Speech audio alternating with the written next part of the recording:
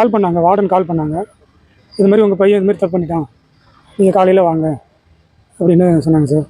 நான் சரி காலையில் வரேன் சார்ன்ட்டு காலையில் கிளம்பி வந்தேன் சார். அதில் வந்து கிளம்பி வந்து தம்பி எங்கன்னு கேட்கும்போது உங்கள் பையன் 5 மணிக்கே வெளியில் போயிட்டான், இங்கே போயிட்டான் அப்படின்னு பொறுப்பு இல்லாமல் பையன் சொன்னாங்க சார்.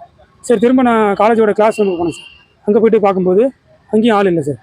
திரும்ப சரி பசங்க கூட எங்கேயா வெளியில் போயிருக்கலாம் அப்படின்ட்டு வெளியெல்லாம் போய் சுற்றி பார்த்துட்டு கொஞ்ச நேரம் கழிச்சு அப்புறம் வந்தேன் சார். ஒரு 12:30 மணி போல் வந்து திரும்ப பார்க்கும்போது சரி வரலையே அப்படின்னு எனக்கு டவுட் வந்துருச்சு சார். திரும்ப தான் நான் சிசிடிவி கேமராவை ஓப்பன் பண்ணி பாருங்கள், அவள் எத்தனை மணிக்கு வெளியில் போனான் பார்க்கணும் அப்படின்னு சொன்னேன் சார். அப்போ தான் செக் பண்ணாங்க சார். அப்போ வெளியில் போனதுக்கான அறிகுறி எதுவுமே இல்லை. இதெல்லாம் நாங்கள் ரொம்ப நேரம் பேசிகிட்டு இருக்கும்போது ஒரு பையன் பசங்க வந்து இது மாதிரி பாத்ரூமில் மேலே கால் தெரியுது அப்படின்னு சொல்லிட்டு இருந்தாங்க சார். அதுக்கப்புறம் எனக்கு டவுட் வந்து அந்த பசங்களெல்லாம் அழைச்சிட்டு போய் பார்த்து அபிஷேக் தானே கன்ஃபார்ம் பண்ணுங்க அப்படின்னும்போது அபிஷேக் தான் அப்படின்னு கன்ஃபார்ம் பண்ணாங்க சார். இது ஆனால் பையனை ஏதோ நைட்டு ஏதோ டார்ச் எல்லாம் பண்ணியிருப்பாங்களாட்டுங்க சார். அது எனக்கு அவன் இறப்பு மேலே எனக்கு ரொம்ப சந்தேகமாக இருக்குது சார்.